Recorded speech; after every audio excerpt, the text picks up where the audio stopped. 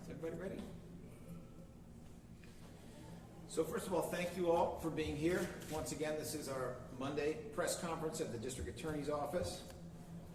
And in these press conferences, we ordinarily do two things. The first thing is we do a review of gun violence during the prior week. We will do that. And the second is we talk about an issue of importance or a different unit within the DA's office that is doing important work. Today we are going to be discussing an important development in opioid litigation, which is that the Pittsburgh District Attorney's Office has now done the same thing the Philadelphia District Attorney's Office did about a week ago, which is that they have filed a lawsuit against the Attorney General's office to make it clear that Allegheny County can persist in its lawsuit against Big Pharma. This is, in technical terms, it's known as a declaratory action. It's a request for the Commonwealth Court to make the law clear. But both DA's Apollo and this DA's office are on the same page. We think it's crystal clear that juries and judges in our jurisdictions, here it would be a Philadelphia jury, it would be a Philadelphia judge. There, obviously, it would be a Pittsburgh jury, it would be a Pittsburgh judge, should be the ones to tell Big Pharma what they owe, a major American city where, at least in Philadelphia, we have a death from opioids essentially every time you eat a meal. So let me turn quickly to acknowledging some people who are here and who may have a couple words to say or who may answer questions. We have with us today Councilmember Mark Squilla, who, along with Councilmember Maria Quinones-Sanchez, who is not available today, have been working diligently for years to try to address the terrible opioid-related issues that have affected Kensington and other areas so severely. We're glad he's here.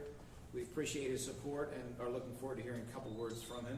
We also have with us ADA Chesley Lightsey, who's the Chief of the Homicide and Non-Fatal Shooting Unit in the DA's office, and she will be available if there are questions having to do with a matter under her supervision. We have Myra Maxwell, who is the Director of the DAO CARES program, about which you all know. The CARES program provides intense services to the families of victims of homicides, especially during the first 45 days. Let me turn briefly to gun violence. So homicides to date this year, and I should tell you that almost all of this data is for the period July the 26th of 21 through July the 30th of 21, are at 321. On this date last year, they were 254. That is an increase of about 26%. Obviously, that's a terrible increase. It is slightly less than it has been in recent weeks when it was 35, 36%, somewhere around there. There is a certain amount of art to classification of a particular death as a homicide. Often the investigators in the police department have to come to a conclusion about the reasons and circumstances around that death to finalize whether or not it counts as a, quote, homicide, unquote, for data purposes. I say that because at most, last week we had 3 homicides. We certainly had at least 1, but all of the information necessary to make that determination is not in yet. It will be in shortly.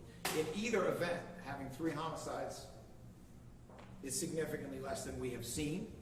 Is that meaningful? No, not really. We are only talking about 1 week. During the period of the pandemic, beginning back in March of last year, we have experienced essentially, on average, about 1.5 homicides per day.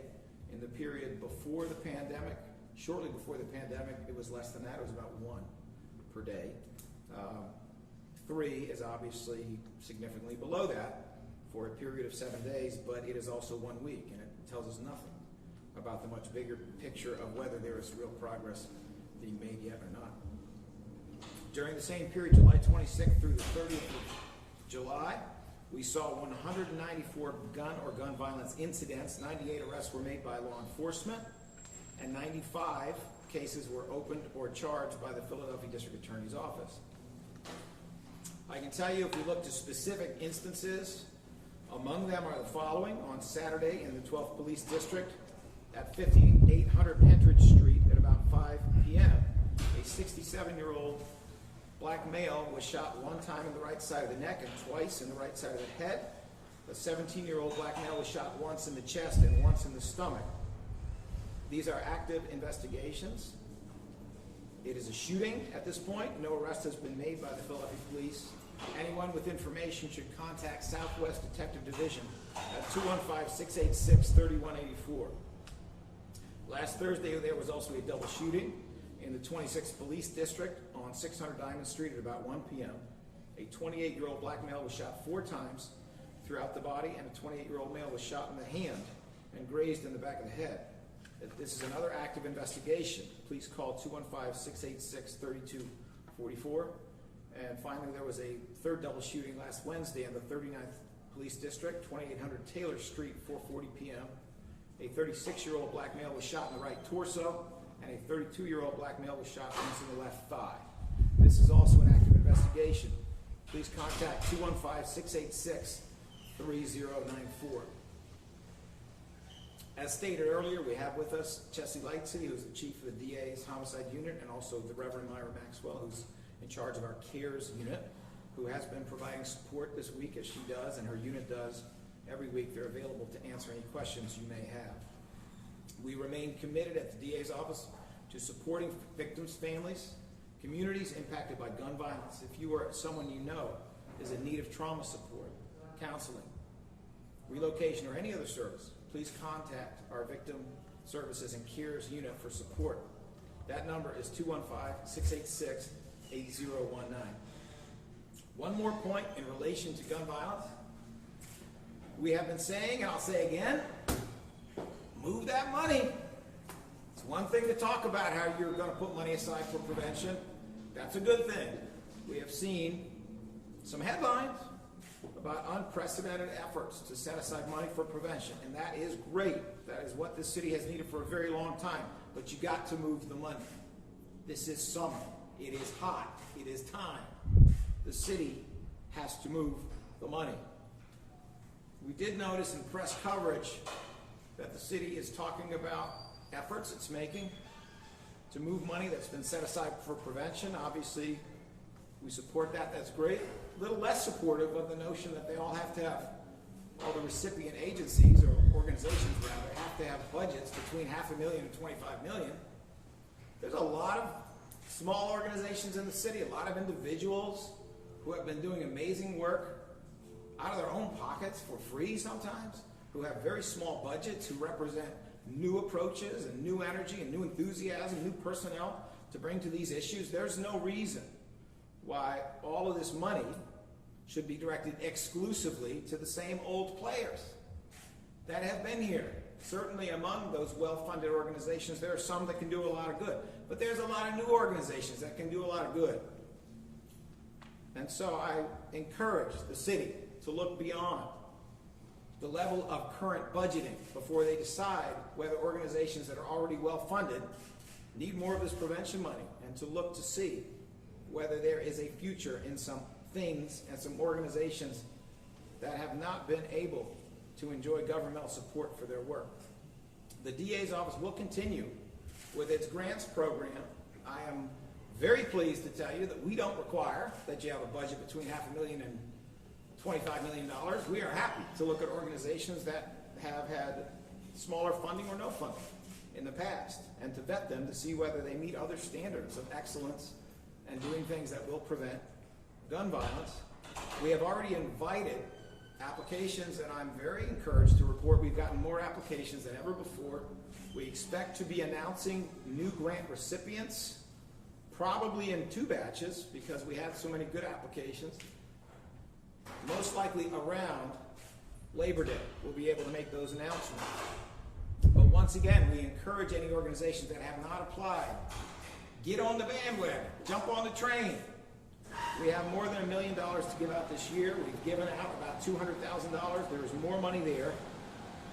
any 501c3 organization, nonprofit organization interested, please email the following email address, which is grantmakingservices@philafound.org. That's PHILAFOUND.org. That's because the Philadelphia Foundation gathers the applications, vets the applications, and makes recommendations to us on which applications to approve. This will be our fourth round coming up, probably fourth and fifth. We expect to announce those recipients within a week or two. It's still hot out there. We want to get that money on the street. We want to see what we can do, and hopefully we'll continue to see some declines in homicides and shootings. And now I want to turn to what I see as being an incredibly important issue, not just currently, but moving forward. Please allow me to be clear on the specifics here. Philadelphia has been harmed, terribly harmed, by opioids. And I mean specifically by very, very profitable big pharma, mega corporations that have lied to sell their product, to get people addicted. They have lied. They have done terrible things. We had almost 1,200 fatal overdoses last year. Of them, the overwhelming majority were from opioids. Something like 1,000 fatal overdoses in Philadelphia were from opioids. Philly has been one of the most terribly affected counties in the United States for years. So has Pittsburgh. Allegheny County, which is where Pittsburgh is located, has been among the most terribly affected counties in the United States because of the terrible things that Big Pharma has done. That is why the city of Philadelphia filed its own independent lawsuit against Big Pharma. That's why the city of Philadelphia and Pittsburgh are together in wanting to persist in that lawsuit. The DAs of both of those locations have separate lawsuits. We filed ours over 2.5 years ago. And we filed it to go after Big Pharma and to make sure that they were held accountable, financially at least, but held accountable in ways that could benefit Philadelphia. So did Pittsburgh. We have now had less than 2 weeks to find out that attorney generals around the country have come to a settlement, and to find out that it's more of a sellout than a settlement. We have found that it is not enough money. We have found that the money will be coming too slowly, and by too slowly, I mean over nearly 20 years. And we have found that it may not show up at all. Why might it not show up? It might not show up because these big pharma manufacturers can declare bankruptcy to get out of it. Because these big pharma manufacturers, under the terms of the agreement, can say, I didn't make enough profit last year. Heaven forbid Big Pharma wouldn't make enough profit. I didn't make enough profit last year, so I'm not going to be able to pay this year. So sorry, I'm Big Pharma and I got my pockets out. Come on now. And it may not come to Philadelphia because it all flows through the fingers of our state legislators. In case you have not noticed, go to a public school in Philly. See how much our state legislators think of funding Philly. Well, they've funded our students at less than half of how they are funded in the counties surrounding Philadelphia. What do you think they're going to do when it comes to drug addiction funding for broke people, for diverse people who live in an area like Kensington? We cannot count on this legislature to treat us fairly, to give us an appropriate amount. To cut to the nub of it, best case scenario, with the deal that the Attorney General has brought, we're going to see $5 to $8 million a year in Philly for 18 years. Best case scenario. When you compare that even to settlements that have successfully been obtained in places like Ohio, Lorain County and Summit County, they settled for more money per person and they got all the money up front. No trap door, I'm bankrupt. No trap door, I'm not going to make enough profit this year. They got the money and they got it up front. And you know what? That wasn't enough either, but at least they got it. Well, this is what it boils down to. The DA's office has filed a complaint to make it clear, and we expect the courts will make it clear, that the Attorney General's office cannot end our Philadelphia District Attorney's office lawsuit. And now District Attorney Zappala in Pittsburgh has done exactly the same thing. He wants to make it clear. And he has said in his own statement what I've been saying, which is I want a Philadelphia jury to tell Big Pharma how much they owe Philadelphia for what they've done to Philadelphia. And in my lawsuit's instance, I want a Philadelphia judge, because it's a separate lawsuit. I want a Philly judge to tell Big Pharma what they owe Philadelphia. That's what I want. And that is what Zappala is saying, DA Zappala out in Pittsburgh. He is saying he wants an Allegheny County jury to make a decision. He wants an Allegheny County judge to make a decision about what is owed to a great American city that has been devastated by Big Pharma, because what the attorneys general have gotten is not enough. It is too low, it is too slow, and it is not at all clear that money will even show. I'd like to give Councilmember Squilla an opportunity. He has been fighting on the front lines for the longest time to try to see what can be done to help out with what is happening in Kensington. I consider him an ally and a colleague, and I'm very grateful for his input, and I hope you'll give him an opportunity to speak to the needs of Kensington. Council member?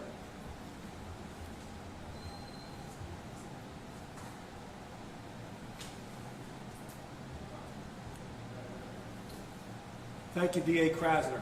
I just want to say that I support the mayor's lawsuit, DA Krasner's lawsuit, and DA Zappala's lawsuit in this terrible scenario that we have, especially with Kensington. But this is a citywide issue. You heard the state of emergency on homicides and how bad that is. Well, just think the overdose deaths that we have here in the city of Philadelphia are double that. Double that. And we hear about the resources that may be coming to the city of Philadelphia from the settlement. It is not enough. The trauma that's associated with these deaths are not only for the people who are addicted and suffering through addiction, but their families and the community that's surrounding it. Kensington, Fairhill, Harrogate sections of the city and all the city of Philadelphia have been suffering through this devastation. And we know that there are people responsible for this. And that responsibility should not be let go. We know that the resources needed to address this problem are great. Those resources need to go for it. Help people with addiction, but also help people with the trauma in neighborhoods that are traumatized by what is happening to their communities. We need the resources to fix this problem. And by having this lawsuit continue will enable us to work through the court system to make sure that Philadelphia gets their fair share in order to make sure we can handle the necessary things that we need to do to help the folks. We need to be able to get these people help that are on the streets. We need to get addiction services, whether it's beds, whether it's housing, or whether it's treatment, whether it's MAT or rehabs. We need to make that available to everybody in the community. And then we also need to make sure that we could deal with the trauma associated to those communities so we could clean up the streets and make it better for them. This settlement that we have disagreed with is something that I support. I support the DA's office continuing the lawsuit, the mayor's office continuing their lawsuit, so that we could get a direct answer from our judges in our city who know the impact that we have suffered through for not only last year and this year, but for previous years. And it's only going to continue to get worse. And we need that money. We need the resources to make a difference. So I want to thank DA Krasner for continuing this fight. I support him in this, and we will continue to fight until we get what we believe is a proper recourse. Thank you. Thank you, Council Member. Just a final observation before we go to questions. So let's do some math. You got 1,000 people dying a year from an absolutely devastating problem with opioids.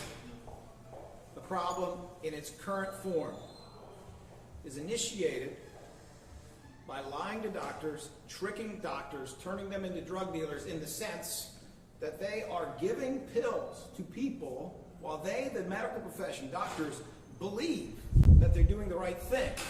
They believe that they're not going to cause addiction. That's what they're doing. 1,000 deaths a year. And in exchange for that, we're going to get 5 to 8 million, best case scenario. So that is per year $5,000 for a human life. It's $8,000 for a human life max.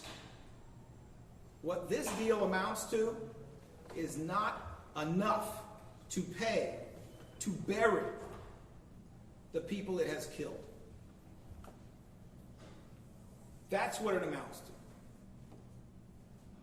to. Every Philadelphia taxpayer should understand what you're being told is enough, not even enough to bury our dead. Never mind the costs of the fire department, the EMTs, the medical treatment, never mind the cost of the policing, never mind the cost of the increased crime, the trauma that has been inflicted upon the families of people who have overdosed and died, the trauma inflicted on these neighborhoods. Never mind that, this doesn't even pay to bury the people it has killed. And that's not enough. Are there any questions? Yes?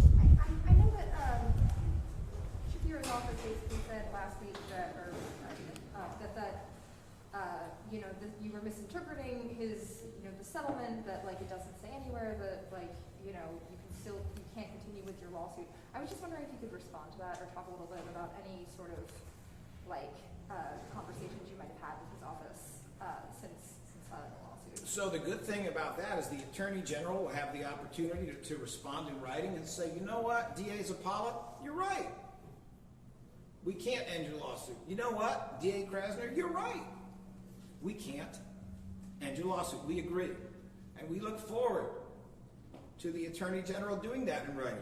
Then they can make clear, not just for press, but they can make clear in a way that is truly meaningful what's going on. Understand the context and why it is necessary to make this clear in the law. The context is one in which a bunch of statewide elected officials, attorneys general, did not even file a lawsuit against Big Pharma, sat in a room with Big Pharma, with their Republican colleagues, and they all had a conversation, we know not about what, they all did an, quote, investigation, unquote, in the words of the Attorney General, but that investigation is not released, and found what? By what cooperative means in which we relied on the goodwill of Big Pharma to give us the investigation we needed? And then they came out of there and said the deal is over. When Mayor Kenny was never at that table, when DA Zappala was never at that table, when I was never at that table, and when the attorneys who represented the city and represented this DA's office and represented Zappala, because we have some common attorneys, approached the AG's office 40 to 50 times to get an update, to collaborate, to exchange information, to find out what was being done or not done. None of those calls were ever met with anything like collaboration, and now we're what? We're misinterpreting? Call me crazy, but I think words are nice and actions tell you a lot. So we need to keep an eye on what actually happens here. I am hopeful that the Attorney General will take what I would think is the only legally correct position, which is no. They can't end the city's lawsuits. They can't end the independent district attorney's lawsuits. And I would also like to say this, because I think it needs to be said. I'm not seeing a reason why any big city mayor or any substantial DA's office would drop their lawsuit. If you care about the people who voted for you, if you care about the jurisdiction you serve, then you should be standing up to Big Pharma. These are people who in a single year made if my numbers are right, $285 billion in a year. And what they'd like to settle for over 20 years is $20-some billion. You think they're going to be okay? Do you think they'll be okay? This is, by all indications, a sellout. That's what it is.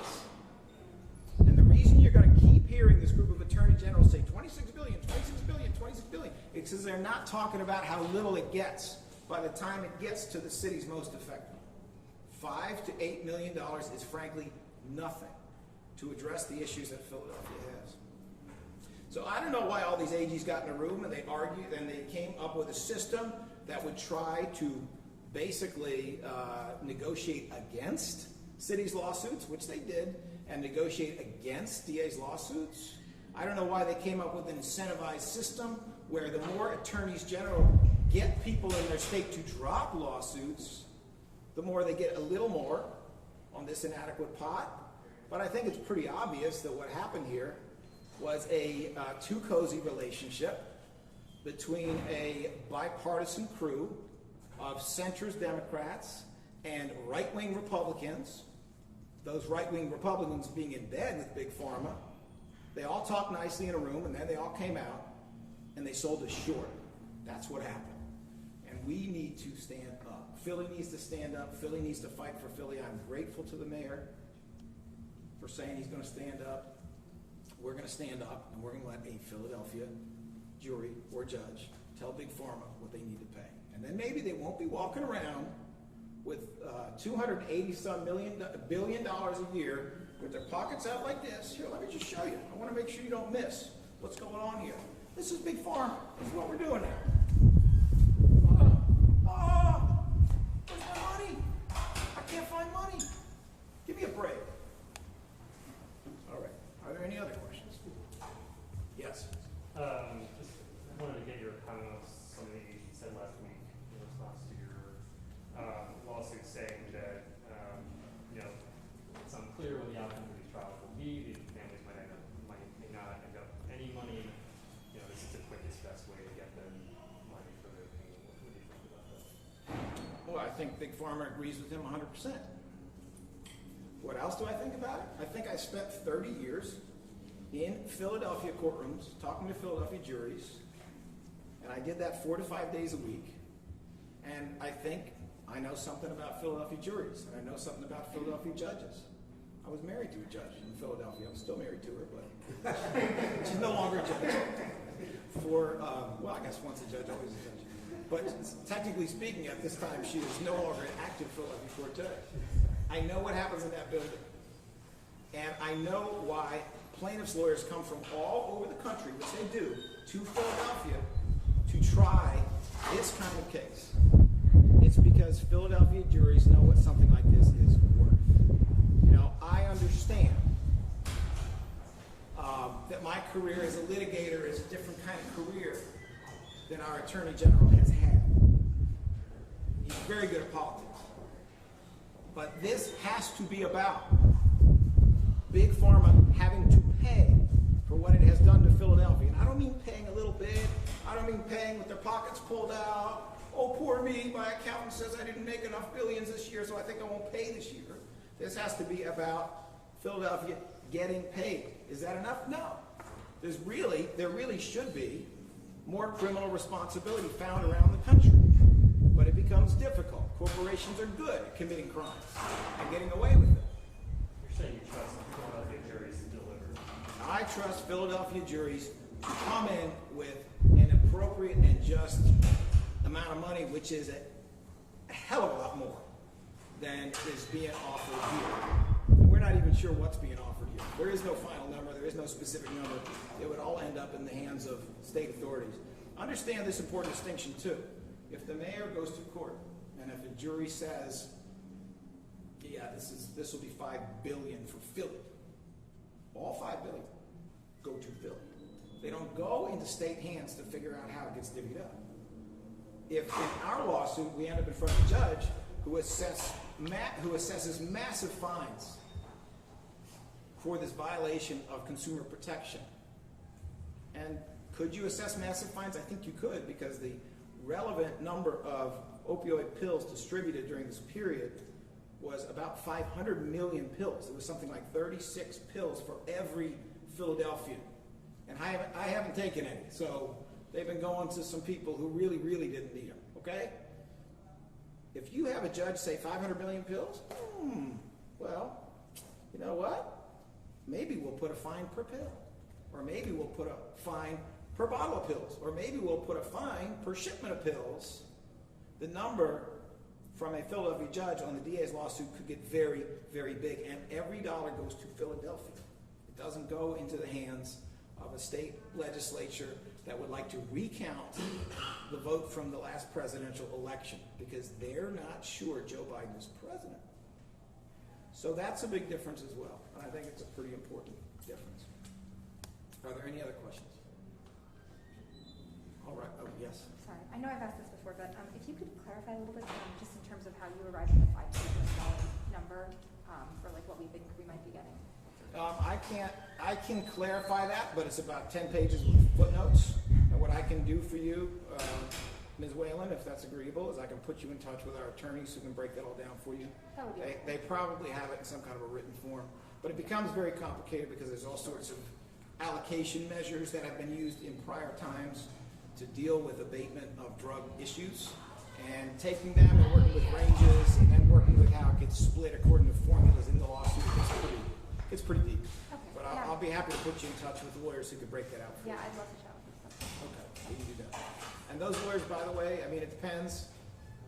I have one lawyer in common with DA Zappala. I have many lawyers in common with the city.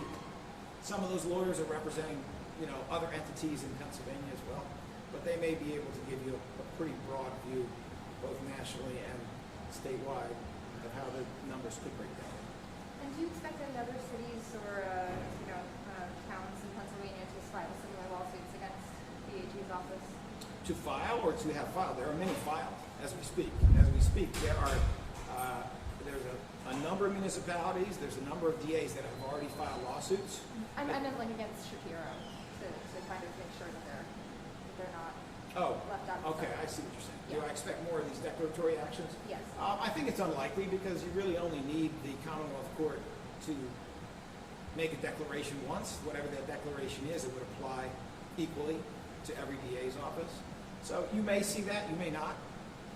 I do think the most important thing though, is that voters understand that if their mayors are not willing to stand up and stick up for them and try to get them the money that they are deserved for blight caused by Big Pharma, well, maybe they got the wrong mayors. And if there's a bunch of district attorneys around the Commonwealth who are pretty good at stepping on the necks of poor people and addicted people, but they're not so good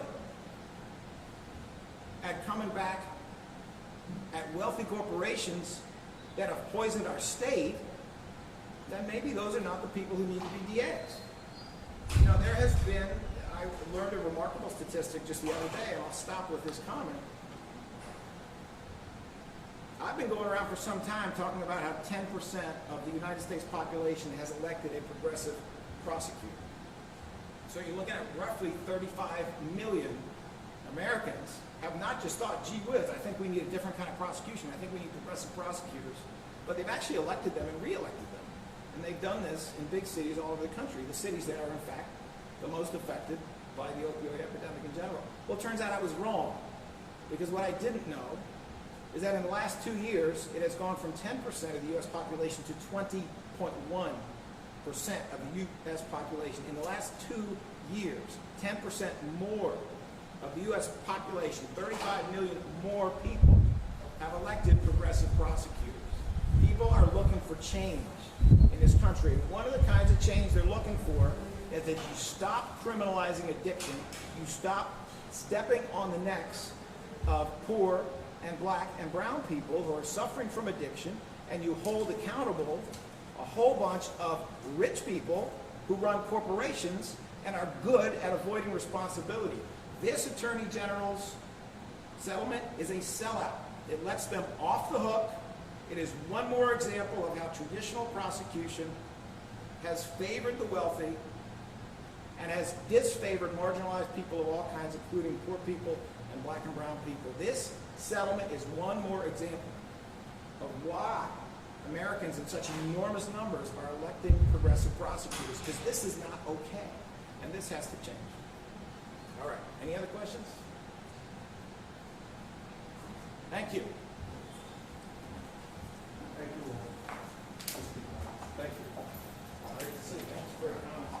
appreciate it. Councilman. All right. So you want to